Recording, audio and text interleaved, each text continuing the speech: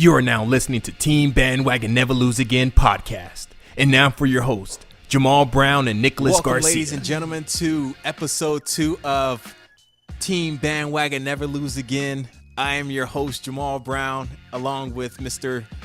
Nicholas Garcia. Mr. Nicholas Garcia. Nick, we made it, bro. We made it. We made it to episode 2, man. We've broken the ice officially. We've broken the ice. We stuck our foot in the water, and now we're just diving in, man. That's it. We're diving in. So, welcome back, ladies and gentlemen. We're gonna keep the podcast rolling with some bandwagonry information for you guys. You know, to keep you equipped, keep your arsenal full of bandwagon facts. Right. So, we're gonna start with some top 3 bandwagon fans. These are things that, you know, actually my man Stefan wrote an article on our teambandwagon.com, shameless plug.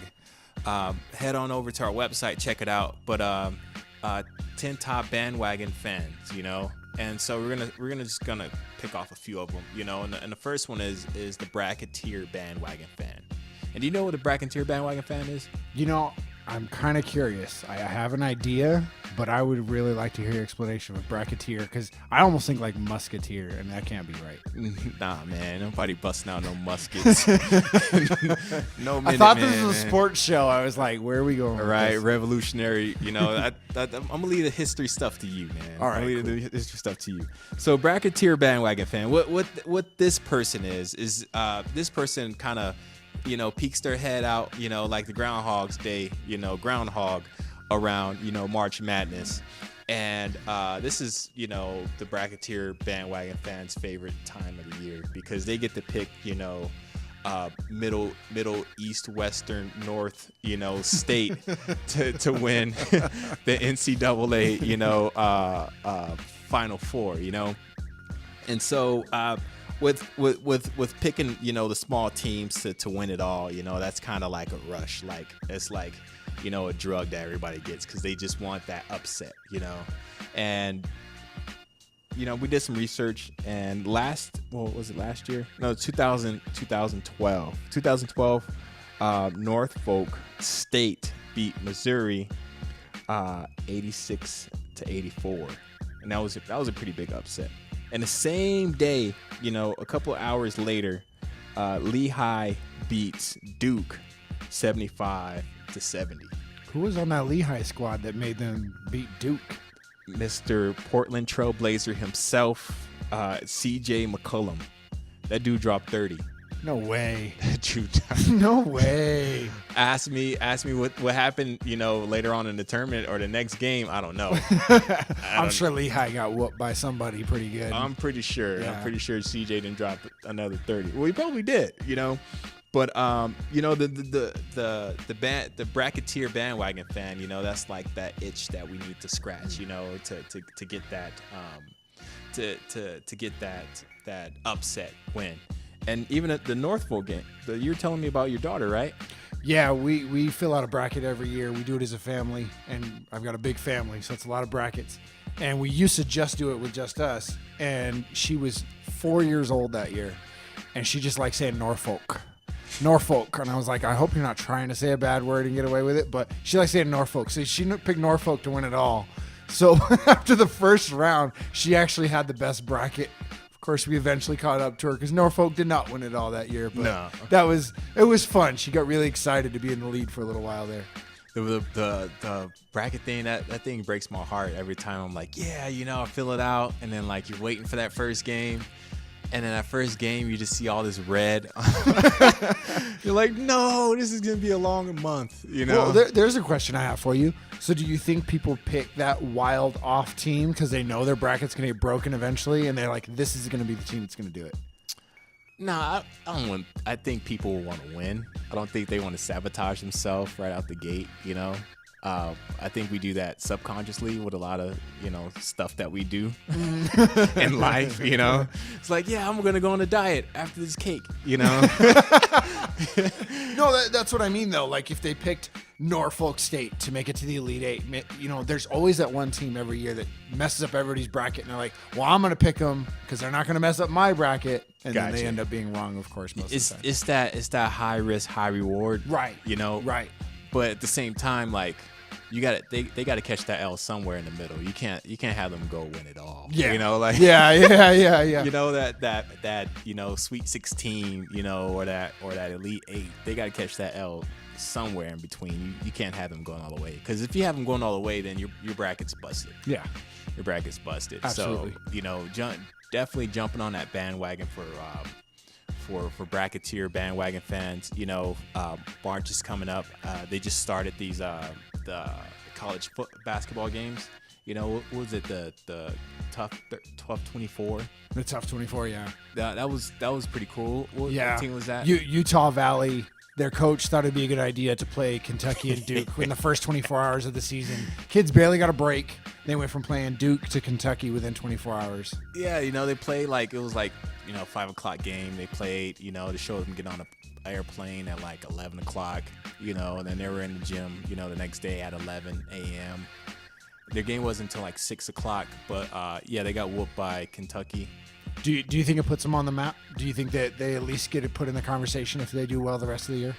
Well, you know, they did put up a fight, but, you know, that's what you expect. Well, you know, I don't know. We'll see. I know I got my eye out for them, you know. And I got my eye out for them and just to see how they do. Yeah. You know, even if they make it into the tournament, that'll be pretty dope. Yeah. And if they don't, I think, like you said, now Selection Sunday, these guys, if these guys have a winning record, that you have to at least talk about them being in the mix. Yeah. This is Team Bandwagon Never Lose Again podcast, and we're talking about bandwagon fans, different types of bandwagon fans, and the next bandwagon fan is the any underdog bandwagon fan, you know, and that's pretty much self-explanatory. You know, pretty much it's like I'm going for whoever the underdog is. It's the anti-popularity vote, you know. Well, did anybody pick the Falcons to go to the Super Bowl last year? I think everybody in Atlanta picked the Falcons. All the way up until that third quarter. Yeah, I'm sure at halftime there were plenty of people saying, "I told you so! I told you so!" And then they were real quiet when it was over. I was trolling Twitter. Oh, I never laughed so hard, man. I never laughed so hard because everybody's like, all these memes is like people in Atlanta right now, you know? It's just I can't imagine how quiet like certain restaurants and sports bars were in Atlanta that night. I can't imagine how many Patriots fans got beat up in Atlanta that night. Oh my gosh. You know, they're like, "Oh yeah, you know, we beat you." You're like, "Oh, you beat us, huh? We got to take this anger." To beat you. James White, what? Oh, take off that jersey. Yeah. I think some people caught some lumps that night, man. Yeah, oh, definitely. I don't doubt it at all. I mean, you know, there's been a lot of underdog teams, and I think football is an easy one because if you make it in the playoffs, you got a shot. We've seen wild card teams win the Super Bowl. Bro. Dallas Cowboys ain't never got a shot. Okay. All right, we talked about this last show. Tony Romo's not there anymore. They got a long shot. They got a long shot because they're Cowboys, so Yeah, they got they're to, you know. Yeah, you can't count them out. They got a long shot. I mean, I think you can count them out this year. I don't think they're going to do anything this year because they got to go through Philly first. Well, one bad game, and then you're already like, you know, I don't know, bro. I think they got a shot. They still got a lot of talent. To come to the defense of the Cowboys, they look good. You know, these guys are balling. So, you know, I'm not just gonna hate just for a hater's sake. You know, unless Jamal's underdog team. Unless Tony Romo's on the squad, yeah, I'm hating all day, every day. Well, no Zeke for at least next 4 weeks. His suspension's for 6, but his next court date is in 4 weeks. Man, try to fight it again. They wish they should have did that like 5 weeks ago. Should have just got it over with. Yeah. Get McFadden out there. Get Morris out there. Get them ready for the season. Underdogs, man. Underdogs. I will definitely root for those guys as an underdog to win it all. It's the same way in basketball. You know, who's seen Golden State winning, you know, that their first chip against Cleveland that year, you know, 2014. Yeah. You know, I thought they're going to choke the same way the Thunder choked, you know, when LeBron like licks his chops when he sees like these fresh guys coming in, you know, fresh meat, fresh finals. And then, you know, these guys surprised everybody, you know? Yeah. I think we talked about how good Steph Curry was going to be the last segment. I remember that year like 12, maybe 15 games into the season, I put on Facebook, I was like, dude, like the Raptors and Warriors have the best records in their conferences. Nickstradamus. But no, like I didn't see that coming. I knew Curry was going to be great, but I'm like, where did the Warriors and Raptors come from? And my uncle is from Ohio. So he immediately, that was the year they got LeBron, of course. Well, Cleveland's still winning it all this year. It's too early in the season and blah, blah, blah, blah. But Hey, I don't blame your uncle, bro. Yeah. He lives in Ohio. no, he lives here. He's from Ohio. That's the best thing you got coming out of Ohio, man. He ain't bragging about the Browns, right? Are we going to pick on Ohio fans again? Hey, you guys got Ohio State too. You got Ohio State. I'm just saying, man. You know, you're from Ohio. It's not really much to do, other than be a Cavs fan. Well, right? especially this time of year, it gets pretty cold. You just got to sit inside and watch your Cavs. Put on the fire and root for the Cavs. Man, Ohio State's not bad either, but I don't know. Would you say the Cavs right now are an underdog? They won tonight. They're 7-7. They're definitely underdog. These old guys, man. It's the old squad. It reminds me of the last year he was in Miami. Even though I was hating my guts out about those guys because I just didn't like that team, how they came together. But yeah, they're looking like those guys, man. These guys are old. They're slow. They ain't got much shooting. They'll probably make it to the finals just because there's not much competition. You think they'll get past Boston? Might. I don't know. It's gonna be interesting. That's a coin flip. Depends on if they make some trades. If they make some trades, I think they'll be good. Well, Isaiah Thomas isn't healthy. Derrick True. Rose is not healthy. Dwayne Wade is kind of starting to find his rhythm. I was kind of looking at their numbers. We'll get into that segment later. But their offense is actually okay. Yeah, They're you got really Crowder bad on out there. defense. They're really bad on defense. What, they hit like 10 threes tonight? Oh, Yeah. They were just 43 points in the fourth quarter. They couldn't miss. So the offense, I think, is okay. They just really struggle on defense. Really struggle. So they'll get it worked out. Yeah, the they will. Cavs, whatever team LeBron is on, they do this every year. And in the playoffs too, the game slows down. And you got these running and gunning. They're gonna grind it out. And they're gonna take control of the game. So Yeah. I do have them as an underdog right now. That's it. I Yeah. have Cavs. I gotta agree. I think so too. Team Bandwagon Never Lose Again podcast. We're talking about different kinds of bandwagon fans, and our last one we want to touch on is fantasy football fans, fantasy football bandwagon fans. And Nick is pulling out his phone right now. He got some stats for us. What you got, Nick? Well, I don't know how many of you guys play fantasy football. Jamal and I are in 2 leagues together. Technically one league. The first league was by accident. Jamal set up a league, put me and him in it, and then CBS. everybody else, he left it open. So it's all a bunch of people we don't know. CBS Yeah. fantasy app is terrible, man. Well, I'm gonna keep my opinion to myself because I'm in another league with a guy from work at CBS. It's whatever. I like ESPN personally. NFL's not bad, but they're all different. You just gotta know what you're doing. Yeah, it's a and challenge. That's what it is. I don't know what the heck I'm doing. I'm new to this. Well, I've never been what do you call that, a commissioner of a CBS league either. So I'm gonna leave you alone and give you a break on that one. But I'm sure a lot of you, I'm going to pick on myself for a minute, are in the same boat as I am. You know who should be the number 1 fantasy scorer right now, Jamal? You know who should be if he was healthy? Isn't if he didn't break his wrist in week 1? I think he's still ranked number 1. I don't know how. No, how does this David possible? Johnson broke my heart in both of the leagues that you and I are in. I had the number 1 pick somehow.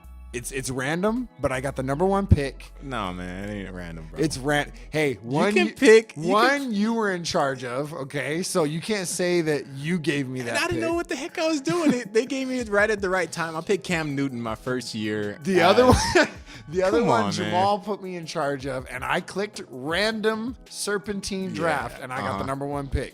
And I send you a message just like you sent me. Wow, how random is it the commissioner gets the first pick, huh? It is interesting how that works out because Yeah. you got it last year when you were the commissioner, and I got it this year. But anyway, it all worked out, bro. I have David Johnson in both of those leagues, and he's looking like he won't play this year. But the number 1 fantasy scorer this year. Wait. Don't try to move on too fast from the Mr. Johnson. So wait. So how long did you have him on your I on your just bench? cut him from both leagues last week. Which week is it right now? We just finished week 10. And when did he hurt his wrist? Week 1. Why did you hold on to him for Because so they long? were talking about like maybe Thanksgiving, maybe early December, and hey, now. So you don't think he? But guess what happened You think this somebody week? was going to pick him up and hold him on their bench for 8 weeks? Hey, dude, our CBS league that you set up, we only get like 4 bench spots. Thank you very much. So, someone might want to hoard him. I thought you said you weren't going to give me a hard time about that, bro. I had no clue what I was doing on that thing. You know what? Now he got his cast off this week, but they're still saying he doesn't have full range of motion in his wrist. He's got to build the muscle back up. He's got to do physical therapy. I mean, you think about it, when you've been in a cast for, what has he been now, like 6 or 7? Well, no, it'd be 9 weeks. 9 weeks. 9 weeks not using that wrist. He's going to have like no muscle in there. You can't carry a football when you haven't used your wrist for 9 weeks. So you dropped him, but then you say you're trying to get him back. I'm trying to get Why him back. are you trying to get him back if he doesn't have any? I'm trying to get him back because if I make the playoffs, which right now it's looking like I have a very good chance of doing in both leagues. What are you at in the I'm ESPN? 5-4-1 in ESPN. Okay. So I'm 1 spot out of the playoffs. And I'm 6-4 as of now in CBS. Are you counting this win this week? I'm counting this win this week. Okay. Because I won this week in both leagues. So, well, pretty much, does the ties matter? Because we got the same record. It does matter. But you have a tie too? Well, You're no, 5-4-1? My bad. No. You'd be 4 and no, you'd be 5-5 now. I'm 500. So because I'm 5-4-1, technically I have a better record. Gotcha.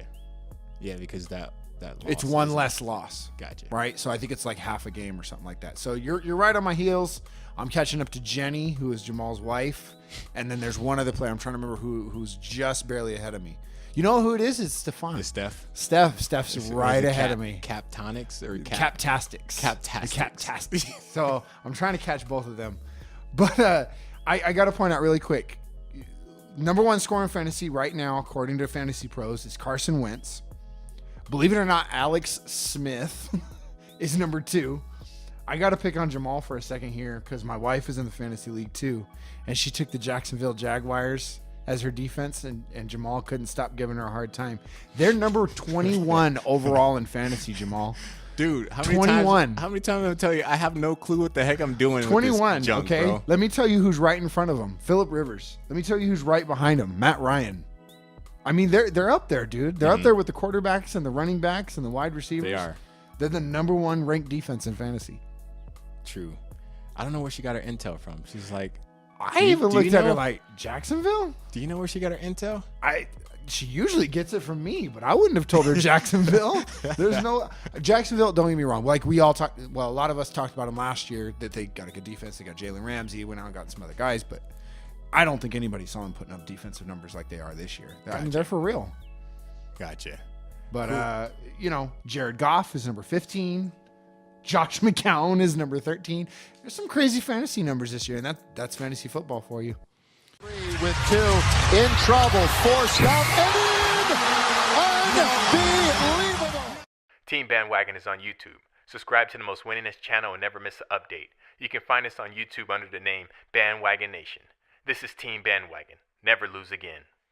Well, this is ESPN. This is not ESPN. This is far from me. We do not want to get sued. This is not ESPN. This is Team Bandwagon, Never Lose Again. You can tell I watch too much ESPN. You know? It's Team Bandwagon, Never Lose Again podcast. My man, Nicholas Garcia, Jamal. Oh, what's going on, dude? We're in the middle of a segment, Jamal. You're going to take a phone call right now? Dude, nobody has my number, man. Hello? Yo, is this Team Bandwagon Radio? Yeah, this is the Team Bandwagon Never Lose Again podcast. Who's speaking, man? Never lose again. Yo, this is your boy Bruce Winless, yo. Bruce Winless? How did you get this number, man? What do you mean how I get this number? I get this number the same way I get every number. It just comes to me, man. I'm telling you, yo. I've been listening to this Never Win Again, this Never Lose Again podcast, and I don't think I like the way y'all doing y'all thing. Well, Mr. Bruce Winless, I don't think your name is that cool, man. Especially with our Never Lose Again podcast. Nah, man. Let me tell you something.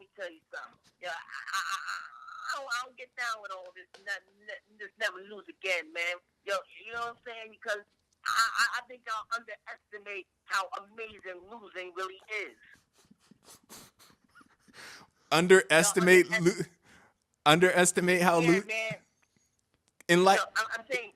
Enlighten us, man. Nah. Y'all here talking about, man, you're always like winning, jumping on the winning team, always being on the winning team. Well, let me tell you something, man. Winning, that's too much pressure, man. You always got to be trying your effort, trying to give your hardest effort and all that stuff. Nah, man, winning is too much pressure. I'm like the 2008 Detroit Lions, yo. We just sit back and take our L's, yo. No pressure. We can just chill, max and relax. You know what I'm saying? All this winning and stuff. Nah, man. It ain't never lose again. It's never win again. That's what I'm saying. Mr. Bruce Winless, you have an interesting take on life, man. How do you get by in life, man? Like, what do you do as for a living? If all you do is take L's. See, that's what I do for a living, yo. I'm telling you, man, it's all kinds of money in taking L's, yo. Just look at some of these players out here. They out here picking up all these L's, but they still making like 6 figures every single game. You know what I'm saying? Like, they don't have to win to be making that money. They're making that money anyway.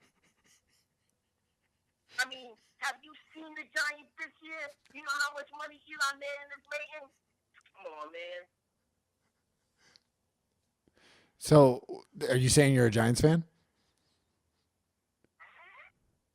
Say what? Are you saying you're a Giants fan now? Or have you always been a Giants fan? Giants fan. Yo, you know how easy it is to be a Giants fan right now? I get up on a Sunday morning, I throw some shrimp on the barbie, and I'm just chilling, watching the Giants, and while everyone out there is stressing about their team winning, I know my team ain't going anywhere anyway. So I'm just going to sit back, relax, enjoy my chicken wings, and watch the Giants take another L. I'm telling you, man. You see them against San Francisco the other day? Oh, snap. They was losing like crazy. Oh, and then did you see those Denver Broncos the other night? Man, the Patriots made me so proud with the way they just kicked the Denver Broncos up and down the field. That was amazing. People dropping punts, they dropping kickoffs, they dropping touchdowns, and the Patriots just running all over them. Man, took that L like them champs. Denver Broncos, Brock Osweiler. That's my boy right there. That dude takes L's on top of L's on top of L's, yo.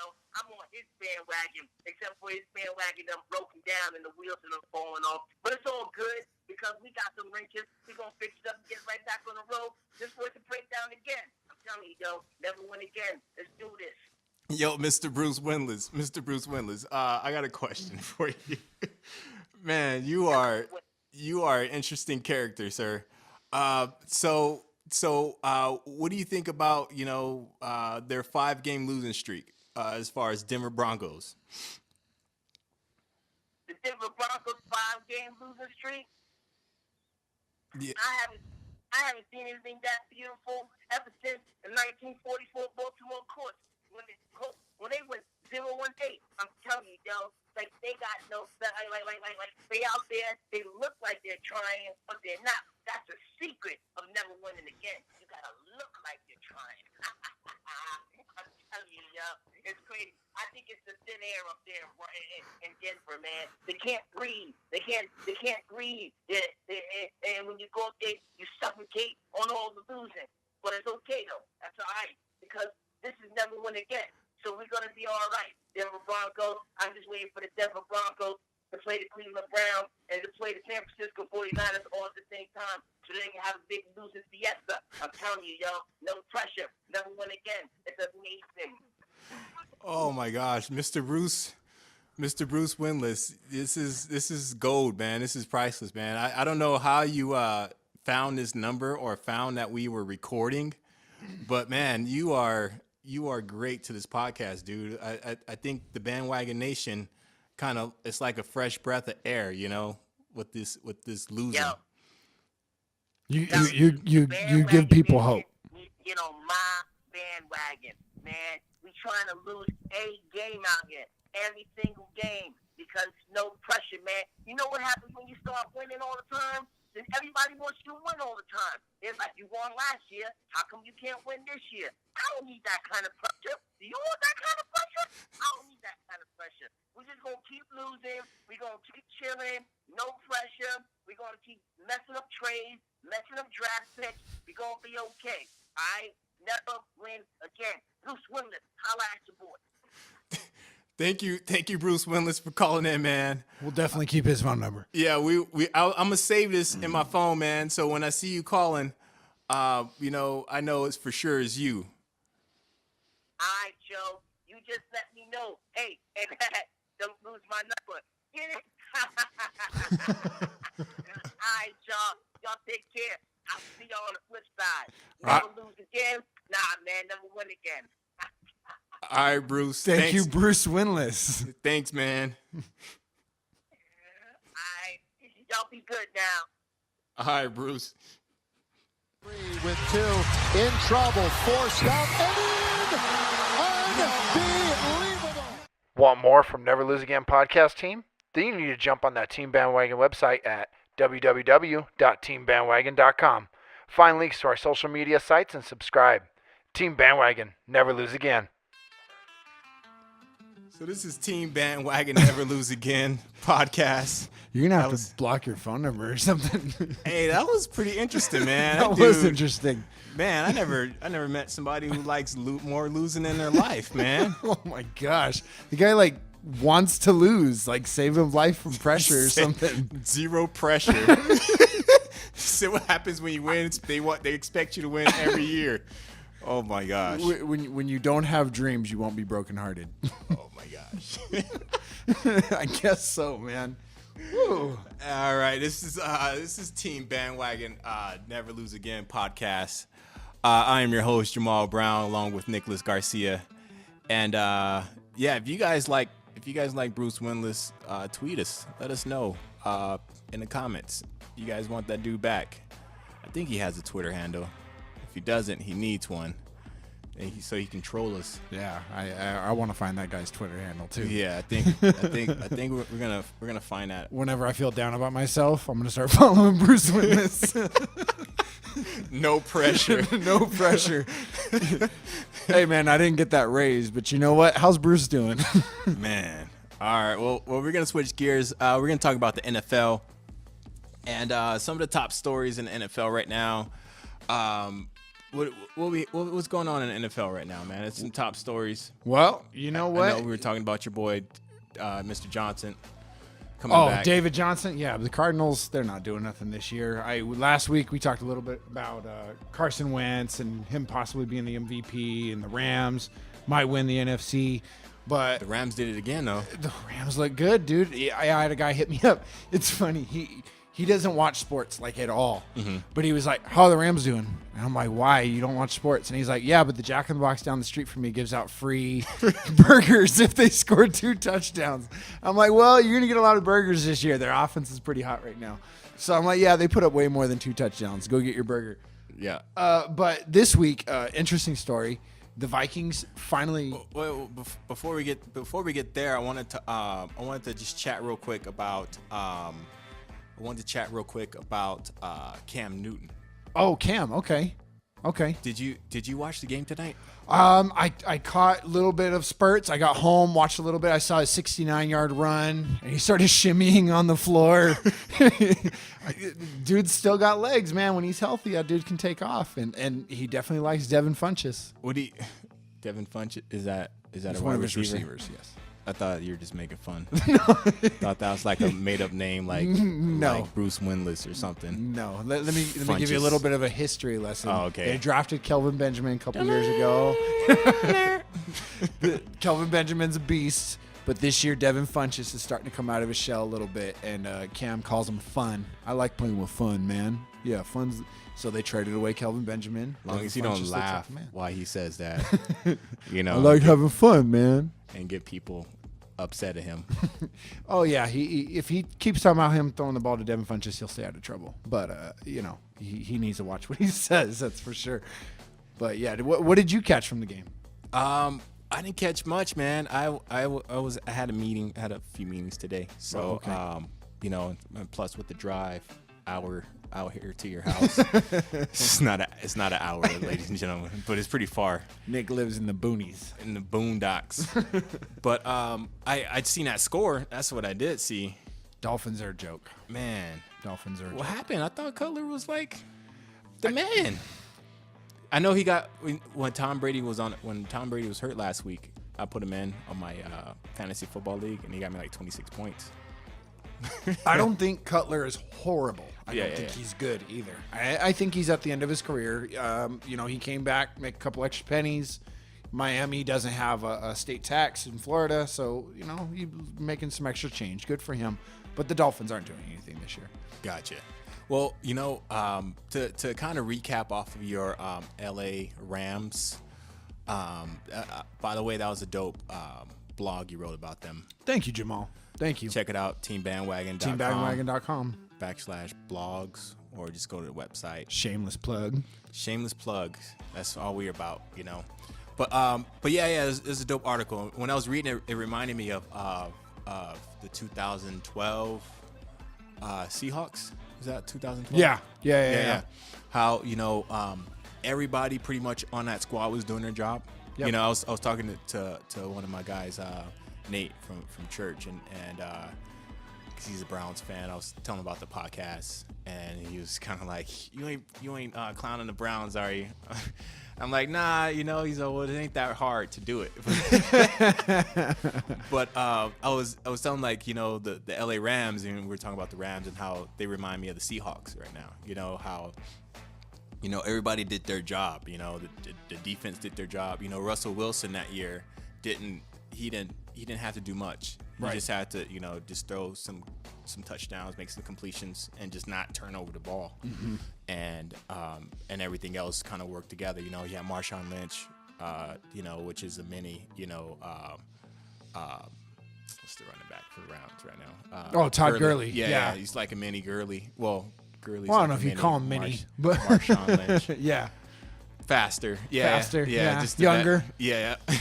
Hungrier. Yeah. But yeah, right now they remind me of a kind of all team working. You know, it's not like, you know, the defense is holding them down or the offense is holding them down. It's kind of the whole squad is just kind of doing their job. Well, the defense has been good, like we talked about last week. The defense has been good for years. You know, they've got Aaron Donald, and he was trying to hold out for, I think, the first 2 or 3 games, and then he was like, I better get out there. They're playing really good defense without me. If I want to get paid, I got to play. So they're playing good on the defense side of the ball. Sean McVay, obviously an offensive genius. Jared Goff is playing his butt off, and Robert Woods is out there shocking everybody. And then you got your man, come on, Jamal, defense for Seattle. Richard Sherman? Yeah.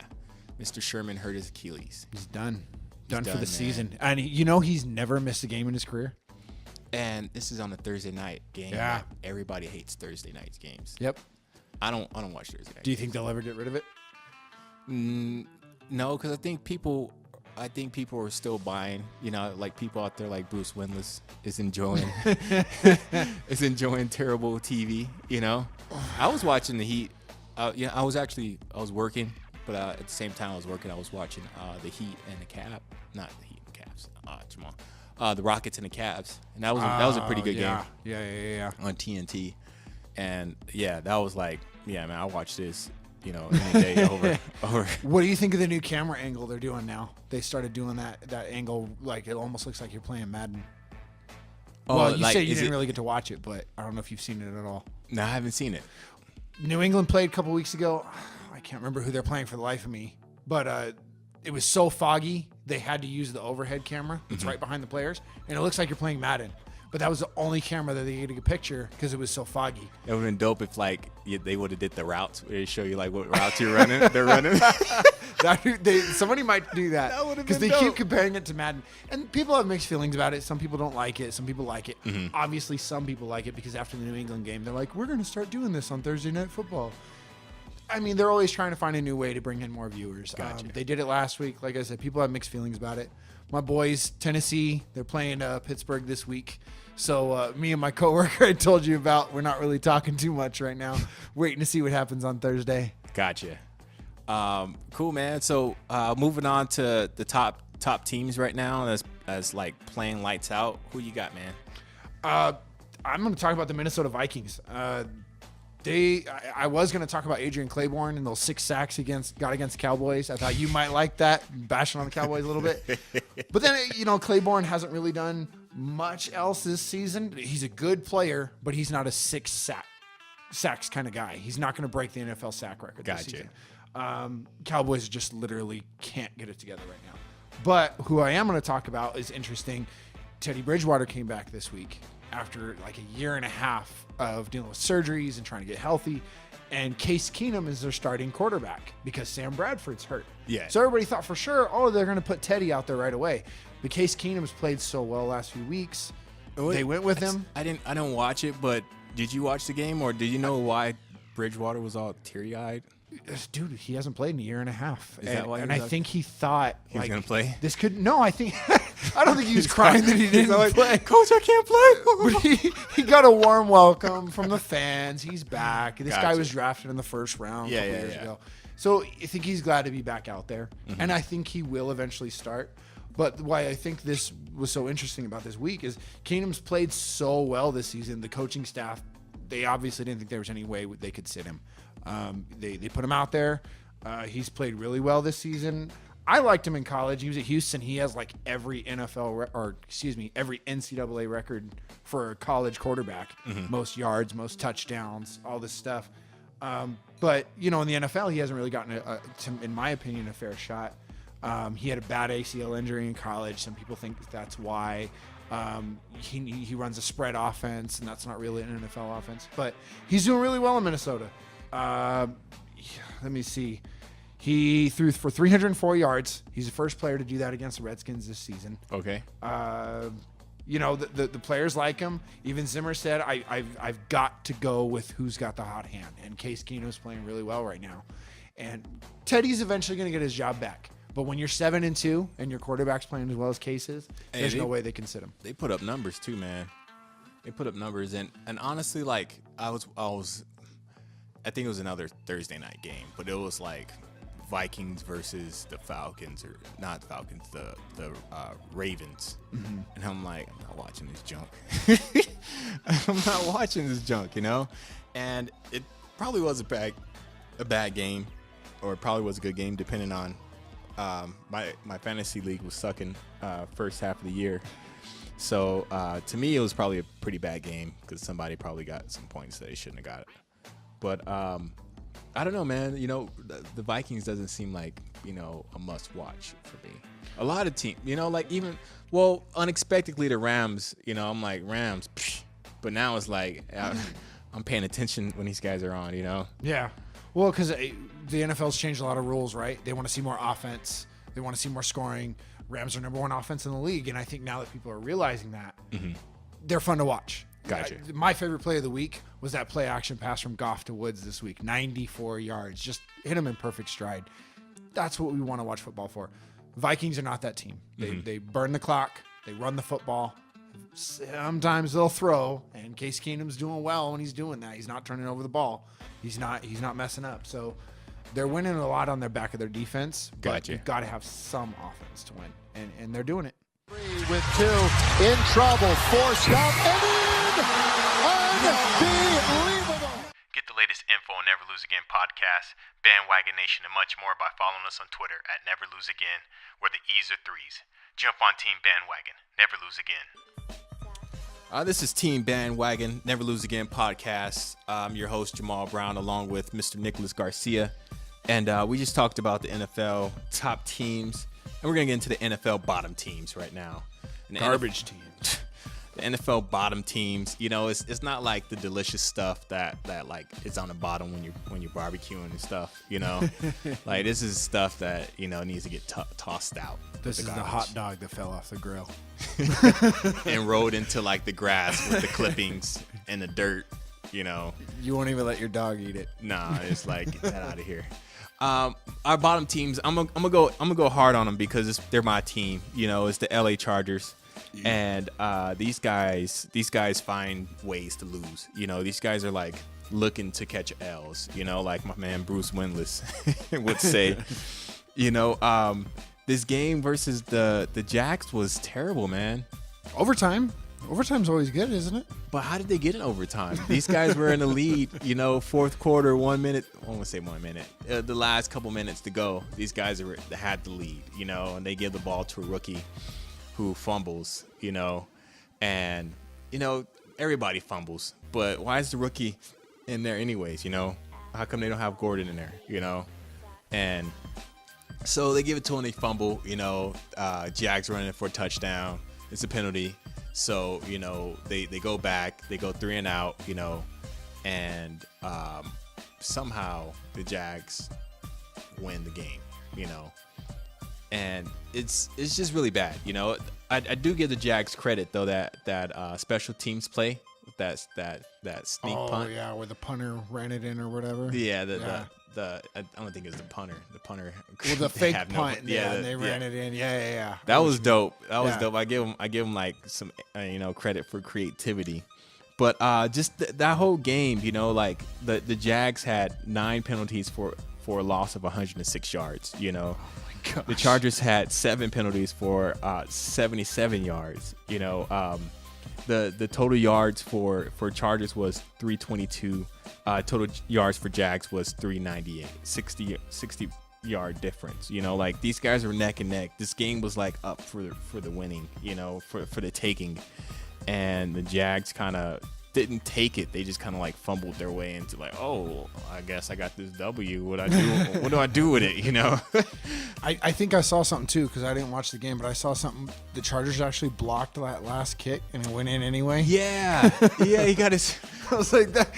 They were meant to lose Right. this game. When you see that, then you're just like, okay. And that was after they got like a five yard like penalty. You know, they got a 5-yard penalty, and then so he blocked it. So if they would have been back 5 yards, that thing wouldn't have went in. Oh my you know? gosh. So it was really bad, you know. But as far as like the Chargers numbers, they're not really that garbage as far as compared to the league. You know, points they're average 18 points a game, 23rd in the league. Their yards, they average 331 yards, 17th in the league. Total passing yards, 242, 13th in the league. You know, well, compared to, you know, all the terrible quarterbacks out there, Rivers is holding up for his age. But rushing yards is pretty bad. You know, 26 in the league. That's crazy considering they have Melvin Gordon. But they ain't got no line, man. Yeah, They ain't got no that's line. true. And you have a gunslinger back there who ain't trying to pass the ball, you know, to hand the ball off to run. He wants to, you know, sling that arm. Well, and when you're playing from behind, what do? You throw the football, you know? So I understand it from that point. Yep. So, you know, these guys aren't that far behind. I just think they can't close the deal, man. These guys don't know. They don't know how to close the deal. They're, you know, egos getting in the way. You know, they're gonna outsuffer the other team. You know, I don't know what's going on, but that game was there for the taking. They lost by, you know, a field goal. They lost by another team this season by a field goal. The Dolphins by a field goal. You know, they find ways to lose. You know, but then when they're playing like, you know, division rivals or teams they're supposed to lose to, they find a way to win. Yeah. So I don't get it. I don't know if it's a psychological thing, you know, and I don't know if the move from San Diego to LA is I was actually gonna ask you that. You know, maybe that has some effect, but they were doing this last year, so you know, it definitely didn't help. But I don't think it's causing that much trouble for these guys to get some wins in. Well, it's hard to get motivated.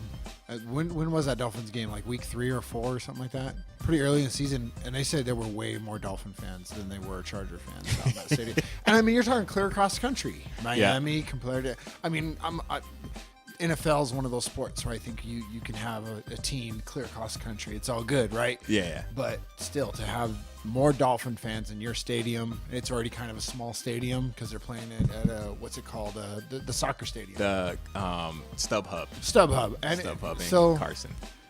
I don't know. Maybe they should have stayed in San Diego. It wasn't as sad as that that Rams attendance when they played the Rams. Did you see that? Oh yeah. Oh my gosh.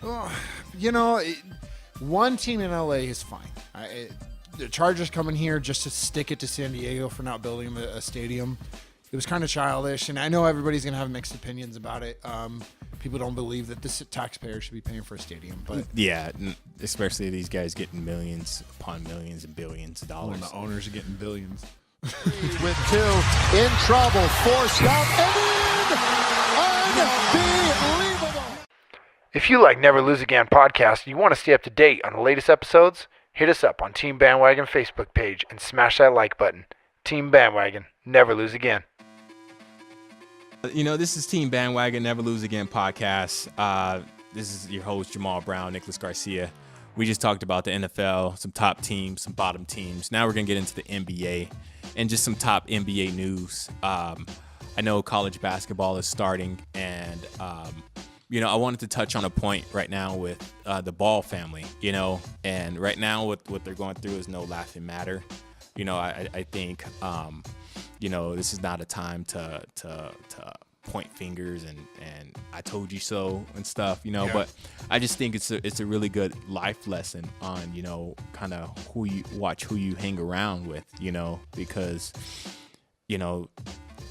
out of what happened as far as over in China and shoplifting, this group of guys, I'm pretty sure somebody in that group, had a conscience and had a heart that was telling them, this ain't right. Right. But they went along with it, and look where they're at. These guys are looking at prison in a communist country. Like you thought, it's no joke. You thought jail in the U.S. was bad. These dudes over there. So they don't have right to a speedy trial over there. Mm-mm. They said they can hold them up to like 8 months or something like that, just waiting for their trial. That's a long time. Especially when you're 18, 19, you're in a foreign country. How scared would you be? Man. And, it's crazy how, like, Pops is trying to downplay it, they're making it a big deal, and this is not a big deal. I'm like, dude, this is a big deal. I know you're trying to keep it cool, man, but this is a big deal. Yeah. I think he's trying to protect his brand. He's trying to protect the BBB brand, and he's hoping they'll come back soon, and then he could just put it behind him, because he always talks about how great his family is. And, I mean, get it. The guy's a heck of a salesman. I'm not trying to overly bash LeVar Ball. I know the whole world is, and I've had my share of doing it too, but I get why he's trying to protect his brand, but I hope inside he's taking it more serious than he sounds.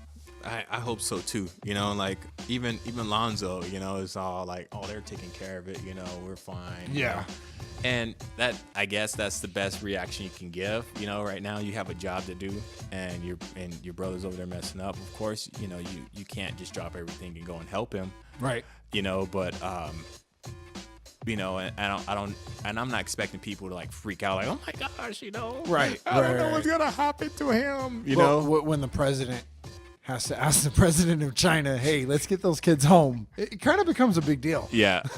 It's a pretty big deal. So and like I said, man, this is a pretty good life lesson for everybody who's listening. We're all young, and if you're listening and you're young, you're probably gonna make mistakes, most likely. It's not if, it's when you make mistakes. Yeah. Just don't make mistakes in a foreign country that could end up in jail. Right. Man, and it's who you hang around with. Like myself personally, Pastor Luke was talking about this in church this Sunday. How you kind of have your clique or your group that you hang around with, and inside your own gate. And I think for looking at that's good to make sure that you are standing around like-minded people who have the same risk tolerances as you. Yeah. Like I hang around dads. Yeah. Because I'm a dad. And so when we hang out, I know it ain't gonna be nothing jeopardizing my family. Yep. You know, or jeopardizing my reputation. You know. What do you mean you don't have weekends, Jamal?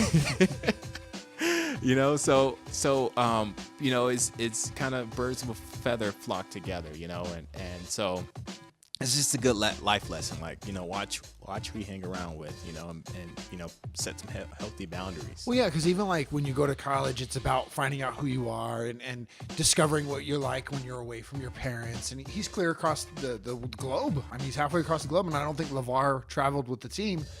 And so he's just now figuring out who he is a little bit. But then go out and be a positive influence.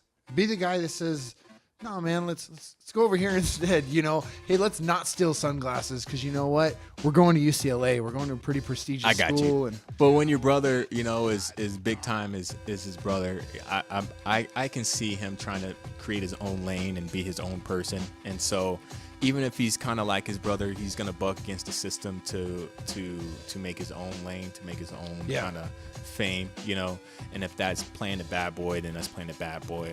Or, you know, if it's the opposite of whatever the image of his brother is. Right. Because his brother is pretty chill, you know. Yeah. And so the young one, LaMelo seems pretty chill.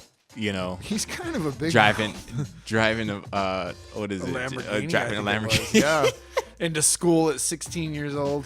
But even you know the middle brother, Leangelo, he seems pretty chill too. You know, well, he's the one that I think they talk about the least. Yeah, you know, I don't think anybody expects him to go pro. He may surprise us, but yeah, he looks a little awkward, but his brother looks a little awkward on the court too. So. Right. Well, you know, he's obviously athletic. He's going to playing college football for them. I think next year. I don't think he's playing this year, but he's going to play college basketball and football starting next year. Gotcha. So he's pretty athletic. Might make it to the NFL.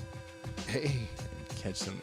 You know, he's fitting in right with those guys. His dad's going to get the draft. Talking about, I knew they'd get drafted by the LA Chargers. LA Chargers. And then I guarantee in his first year, LiAngelo gets the Chargers to the playoffs. Oh my gosh. Turning around for you guys, man. Maybe he'll play quarterback. Man, hey, nah, I can't take that right, man. Hey, but did you see real quick drop? Did you see all it took for Lonzo to get a triple double was his dad being halfway across the globe? I didn't see that. People were just talking about how much Lonzo has been struggling, and he doesn't look like this great rookie. I personally think he's doing pretty good for a rookie. I think his so shot's too. Struggling, but it's the first time his dad leaves and goes to China, he puts up a triple double, and now he's the youngest player to ever get one. Well, he has a pretty big hill to climb because he has to change his shot, and if you've been shooting like that for 18 years, you know, that's just a really bad habit to get out of. Not saying he can't. It's going to be really hard. Well, he's going to have to push off that pride that his dad's been kind of shoving on him. His dad said, "Oh, there's no reason for him to change his shot." Hopefully now he's starting to see, I'm at the NBA now. I got to do something. Yeah. So this is Team Bandwagon, Never Lose Again podcast. We're just talking about the NBA, latest news, top news. Right now we're going to talk about the top teams in the NBA. And the top team of the NBA, Team Bandwagon, has officially jumped on the bandwagon for is the Houston Rockets. Rockets. Not the Warriors? Not the Warriors, man. What a surprise, right? Well, I mean, they did get Chris Paul. Hey, this is Never Lose Again podcast, man. We only go for winners. And right now, the Rockets are at the top. The Rockets. The Rockets. The Rockets are at the top of the Western Conference right now. You've got to be kidding me. They did get Chris Paul. Yeah, all of one game. He's only played one game this year. It's the James Harden show, man. And James Harden, I feel James Harden is on his way to an MVP year. I think he got snubbed out last year by Mr. Triple Double himself. You can't not give it to a guy when he gets triple double. True. I know he was stealing rebounds from teammates, but hey, he didn't steal that rebound from Melo though. Did you finally watch that clip? I didn't. I just remember what you told me. He's like, I don't want that language in my house. Nah, man, I gotta watch it. I gotta catch it. You know, it's weird, man. I always want to know what these guys are talking about on the court, and they never They never play it. I don't know why. Not even like years down the line. Like NFL, they do like sounds from the field, and then you hear them talking. But a friend and I were talking about that, especially with the NFL. They are very careful about what they let on national television. If you had them mic'd up for the entire game, you'd have some of the most grotesque, vulgar, horrible language that you've ever heard. I mean, you want to talk about locker room talk, dude. Yeah, you got to get in the because I'm a trash talker. So you got to get in you got to get in their heads, Right. But I'm just saying a lot of parents would have to turn their TVs off if we had everybody mic'd up. True, but they don't even do like even in the finals. It wasn't the finals. It was a Christmas game or something that Durant and LeBron James got in an argument. And they didn't. I'm pretty sure it wasn't vulgar or crazy, but I still haven't heard that audio. Like, what were they talking about? I see all the memes like, LeBron was talking about his hairline and like, and Durant was talking about his hairline and James LeBron was talking about KD's hair. He needs to brush it. I mean, but the league, these guys, we talked about. We haven't talked about it, but everyone talks about these guys don't hate each other as much as they used to, right? Like Barkley and Shaq getting into a fight, Kobe and Reggie Miller getting into a fight, Jordan fighting with everybody in the league. Those days are kind of over. Like these guys are actually all hang out off the court. Mm-hmm. So do you think they like almost do it for television ratings? They're actually like, hey man, what time are you coming over for dinner? I'll be there at 8, and they make it look like they're arguing just because they know nobody can hear them. I think they, the heat of the game gets at them, and they get chippy. Yeah, and that's with anything, and it doesn't take much. It just takes one hothead, It just takes one hothead, and then one situation, and then one wrong word, and then it's like, all right. Well, and I think when you're in the finals, everybody gets a little more riled up. Yeah. You don't want to get eliminated. And playoffs, finals, whatever. Mm-hmm. There are some games that are more important than others. All right, so back to the Rockets. Mr. James Harden, Mr. MVP this year. Jamal Stradamus has announced it, and let it be so. Fear the beard. Let it be so. This dude's numbers, he's already over last year's numbers as far as field goals. Averaging last year he averaged 8.3. This year, so far he's averaging 9.4 field goals. His percentages are up. All of his numbers, everything is up. His 3-point makes are up. His attempts, everything is up for this dude. So right now they're the hottest team in the loaded West, and for the West, for him to be dominating like this, I got to give it to him, man.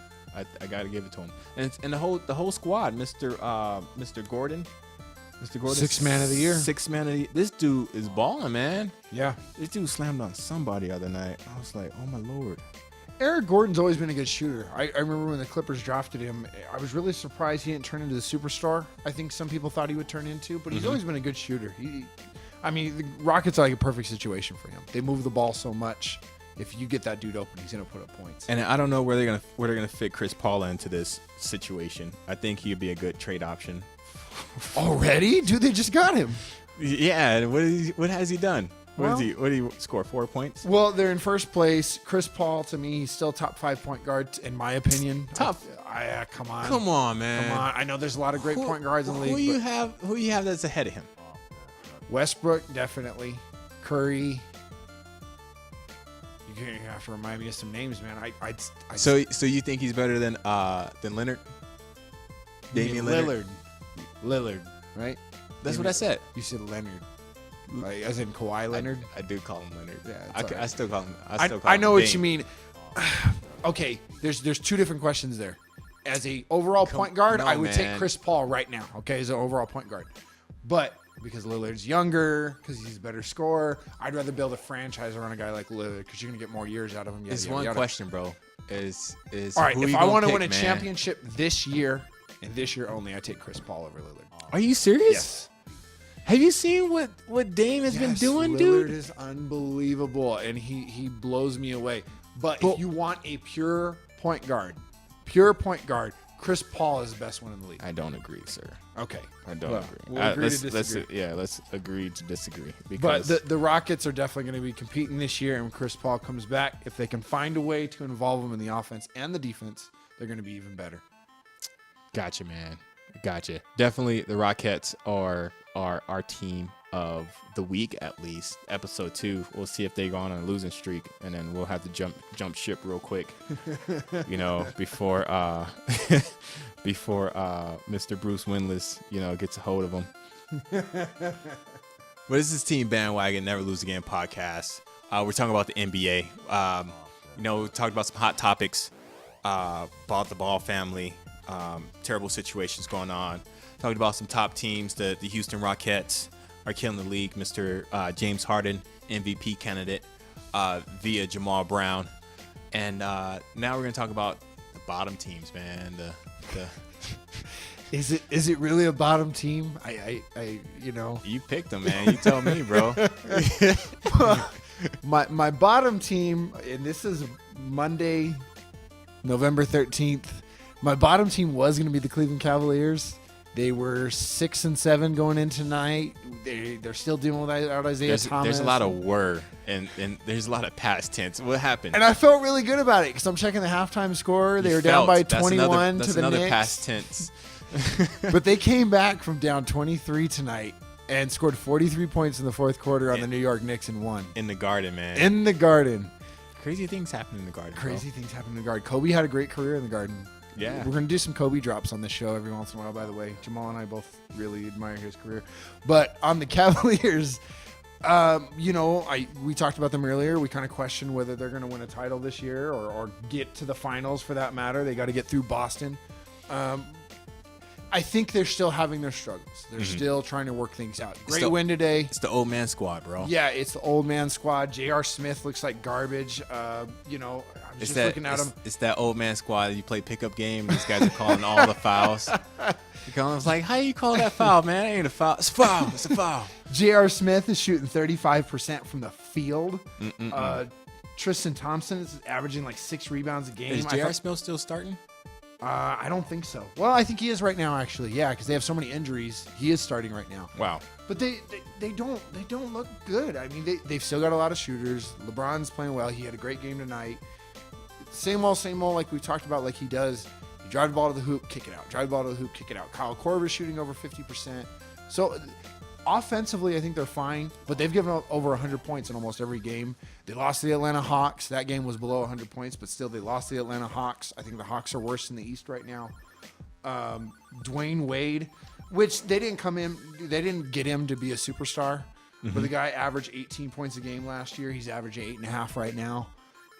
He's finding his way to play with this team, but with a guy who jumps over to Chicago, who had everybody thought they were going to have a really good team last year, and he put up 18 points a game, little old man Dwayne Wade. Why is he struggling in Cleveland? I can't seem to figure this out. I can't wrap my brain around this team. It's the system, bro. I think it's the system that they're playing in, and it's the old man system. I think that's why Kyrie broke out of that because, first of all, I think it starts with the coaching. I think they're all friends and all buddies. So I don't think Lou is coaching the team. I think LeBron's coaching the team. Yeah. Well, it's been LeBron's entire career. So with that in mind, it's just kind of like, I think I was gonna call him Teron Lou. No. I was gonna call him all the LeBron James names that you have. Oh. But I just think he's kind of shooting from the hip, like going into the game, like. I know they practice and everything, but I know, whatever scenario they're in, it's just kind of like, all right, this dude's going to get the ball, we're going to shoot, or we're going to lock down, or, Yeah. And so he's just kind of like the in situation plays instead of like an overall game plan. Yeah. And I think last year and going into since LeBron came back to Cleveland, they've been a pretty good defensive team, and they're not playing well defensively this year. They're really not. Dallas is garbage, and they put up 104 points on them. I mean, Dallas really is garbage this year, and they barely won that game. They barely won that game. So I think Cleveland will figure it out. They'll get Isaiah Thomas back. Well, They'll get him in the lineup. He's never played for them before. They'll get Derrick Rose back. I think Wade will continue to get better. He likes playing with LeBron. Threw a heck of an alley-oop to him earlier today. They'll get this going, but I think it definitely raises an eyebrow. Do you think they're gonna learn how to like all that talent is gonna learn how to like coexist? Well, I mean, Wade and LeBron have played before together. Kyle Korver, J.R. Smith, they've been on this team for a little while now. I don't think meshing is exactly the issue. I think teams are more figuring them out. And they're injury plagued right now. Like I said, they went out and got Derrick Rose in free agency. Guy showed last year he can still play. I don't think he's an MVP anymore by any stretch, but he can still play. And then they gave up Kyrie, their second best player, arguably. We're not going to go into that, but he's the best player on Boston right now. And they got Isaiah Thomas, and he's not even playing. Mm-hmm. So they're hurting right now more than anything. Gotcha. Definitely, I will consider them a bottom team before tonight's game. Yeah, big win tonight. Definitely kind of put my foot in my mouth with that one. Well, I think too. I think it's they're inconsistent for sure. Definitely, super inconsistent. So it's like expect them to lose the next game for sure, and then every other game or every 3 games. I don't know how well they're gonna get into the play. Well, they're going to get into the playoffs, but and I think they'll be a top 2 or 3 seed too. So right now, the East is not deep. Right now, Philadelphia's 2 in the East. Yeah, that's ridiculous. That's not going to last. I'm sorry. I don't think ever in my lifetime I've seen Philadelphia like up there. Well, the old AI team. Okay, the old AI team.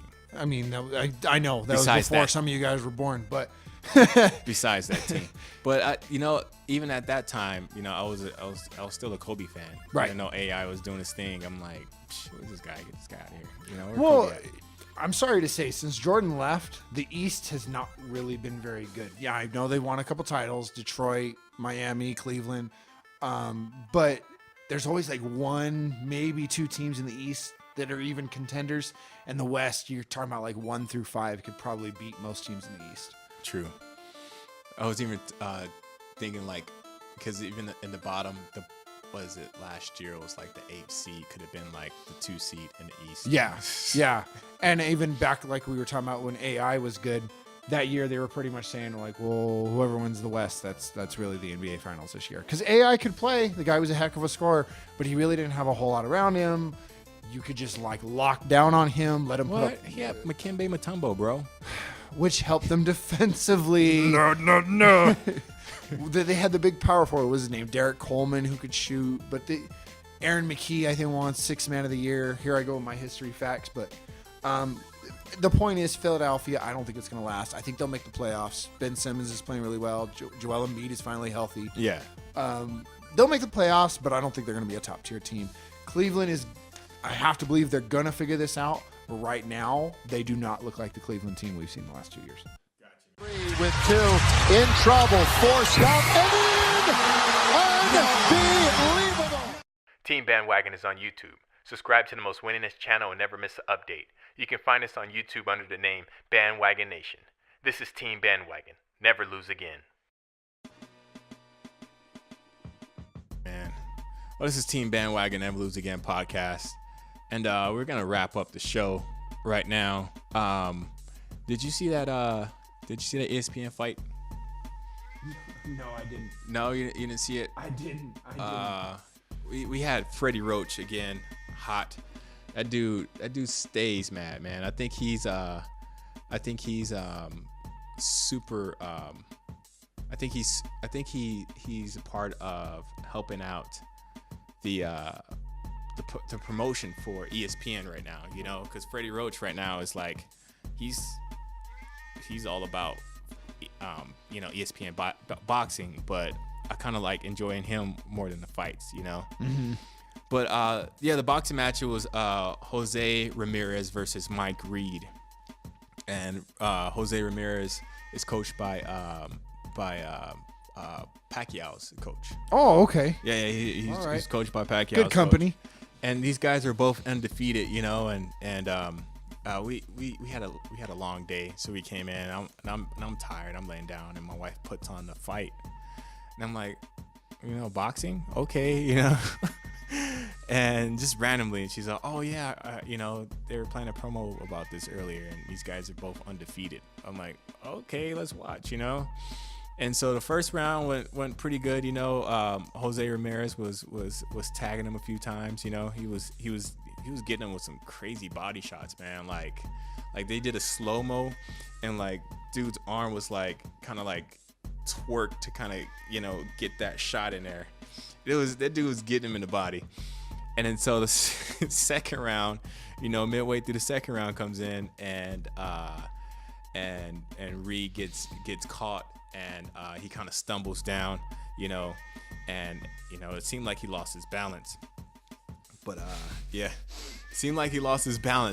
he got knocked pretty good, you know. And so the ref counted or whatever. And he kept him in a fight, and then Jose just kind of, you know, like shark smelling blood, you know, and just kind of attacked him from there. Yeah. And they called the fight. Yep. And Freddie Roach reaction, not Freddie Roach, what's the commentator? The boxing commentator. And Freddie Roach is the coach. Yeah, Freddie Roach was the coach. I just said his name. Yeah, we were just But talking yeah, about him and Stephen A go at it all the time, which is hilarious. But yeah, this dude goes bananas. Like, oh, you know, he knew what he was doing. He you know, the ref called it too early. You know, the ref called it too early. You know, and he's just never happy about any kind of judging or ruling going on. Which in boxing, which has been some terrible rulings. You know, the Pacquiao fight when the dude fought in Australia, that was a robbery. You know? Yeah, absolutely. Just the last boxing matches, I've been really, you know, dissatisfied watching these guys. So watching this guy kind of go crazy, and then the commentator's like, "What are you talking about? Like, you know, Jose got that, you know, like." And so they're doing a replay, and they're both watching the same thing, but they're both giving like two separate. He's like, "Look, he's getting tagged." He's like, "No, look, he's slipping some punches. Look, all those punches ain't getting landed." He's like, "What do you mean that punch right there? That punch right there?" It was funny. Difference of opinion on what a landed punch is. Yeah, it was so funny. Boxing, I miss boxing. I really do. I was born in the 80s, so I vaguely remember Mike Tyson and Evander Holyfield, the ear-biting fight, and even I think the fight before that, right, when Evander beat him clean, things like that. And then I remember, oh my gosh, what was his name? Something Lewis, big British guy. Anyway. No, not Riddick. No, British guy. Oh, okay. Lewis. Anyway. Boxing, it doesn't get the recognition it used to. We still got some great fighters out there, but it's all about UFC right now. But I still miss boxing. I do. I think my beef with boxing is like how Mayweather was able to like dodge so many people, like in his prime. Well, I wouldn't say so many people. The Pacquiao fight, like if he would have fought Pacquiao like 10 years ago, I think it'd be a totally different story. You know? Yeah. And so with boxing, like the fighters get to hold out or pick, like, you know. I was watching Rocky, you know, how Rocky when before he fought Clubber Lang, you know, and he's fighting all these easy guys, you know. Yeah. And then, you know, you're not hungry, Rock. Nick's all like, yeah, you ain't ready for this dude. Like, I'm giving you these chumps. Like, don't even look that dude's way, you know. Yeah. And so, you know, and that's meat. that's the boxing game, and I don't like it. You know, it's like if you're a professional fighter, you know, fight the best. Yeah, absolutely. You know, fight the best, but you know they're on their whole other playing field. They're on their whole own ruling. So whatever, you know. I'm gonna leave the boxing to Bruce Winless, you know, because they catching those L's, man. I don't watch boxing. I'm not paying for any pay-per-view. I barely watched that match because my wife turned it on, you know. If it was up to me, I would have turned straight to, you know, ESPN highlights, you know, or would have watched some not Stranger Things. I'm not into that. But probably would watch something else on Netflix, you know, rather than that boxing match. So Lennox Lewis, by the way, was that British boxer. For some reason I was gonna say Riddick. Somebody he beat a guy, what was his name? Something Rockman, because Rockman, the first time he fought him, being an American fighter, and Lewis was just owning everybody. He beat Tyson. He beat that big Russian dude. He beat the Ivan Drago, the one they compared to Drago, right? Yeah, I can't remember his name. He's a senator or something in Russia now. Anyway, Rockman, Lewis kept doing this thing where he was bobbing his head in and out, kind of mocking him, and he put his hands down, and Rockman just landed one, knocked him out, and just talking all this trash. I'm going to knock you out again in the rematch and all this stuff. And Lewis just came out not playing around, dude, and beat the living snot out of him. Not today. Lennox Lewis, to me, was the last great heavyweight. I'm not trying to take anything away from the guys that are fighting now, but we don't have the guys that we put up the black and white photo and be like, man, he was great. Gotcha. Lennox Lewis, to me, was the last great one. I vaguely remember Tyson, Yeah. young. I remember going to my uncle and aunt's house, and the fights were on, and fight lasts one round, one or two rounds, and it's like, I'm like, this dude's a freaking monster, man. It like, was just ugly and scary. How oh he my ran, gosh. dude. And his punches, he used to knock people out, just hit him in the ribs. yeah. And and then he dealt with like his family life, his adopted father, I guess you could call him. He died. He just wasn't the same after that. And then when he went to jail, yeah, he just wasn't the same. And he came back and started losing fights. And arguably the greatest of all time. You compare him to like guys like Ali and Marciano.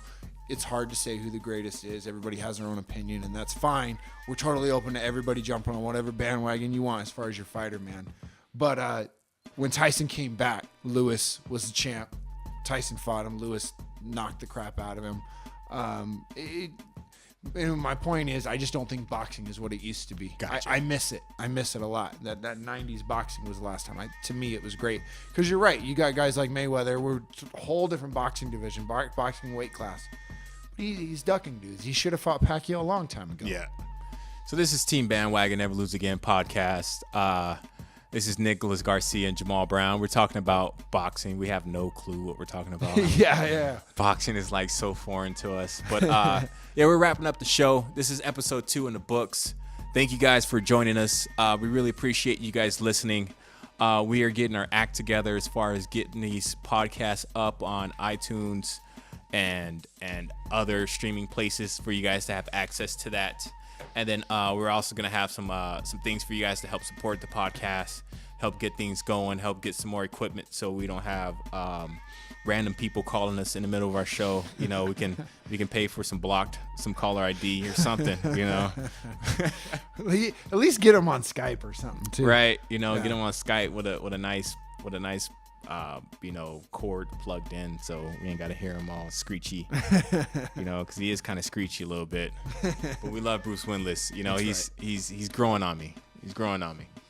But thank you, Bandwagon Nation. You guys are awesome. You guys are magnificent. Thank you guys for letting us into your ears for another episode. We catch you guys again on the flip side. Same time next week. Love you, Bandwagon Nation. Hit us up on Twitter at Never Lose Again, where the E's are 3s. Also, if you want to email us, win@teambandwagon.com. Check out teambandwagon.com for any latest blog post written by the awesome Bandwagon team here, myself, Mr. Nicholas Garcia. I think Bruce might submit something soon about his winning squad. We might have to put him on the team, man. Right, we might have to recruit him. We know my man Stefan writes some incredible things. He wrote the beginning piece to this episode, a part 1 to it. I know he's gonna complete the part 2 soon. So check us out, guys. We're everywhere online. We have some t-shirts for sale too. Support the podcast, support the brand, and we'll catch you guys on the next episode. Real quick, you guys let us know if you've got David Johnson still on your fantasy team. Dude, there's nobody out there who has David Johnson. If you look at his stats, it's going to say 0% league owners own him. But if you do, please tweet at Nick. Oh, please. What's your Twitter, Nick?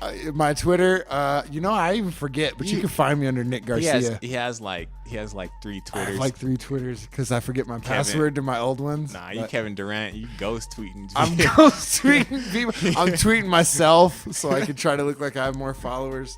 No, hit us up on Twitter. Hit us up on the Team Bandwagon Twitter, or hit me up at Big Red MVP. Big Red MVP. Big Red MVP. All right, guys. Let us know if you have David Johnson on your on your fantasy squad. I'm expecting crickets on this one, man. But surprises, Bandwagon Nation. Let us know. All right, guys. Till next time. Peace.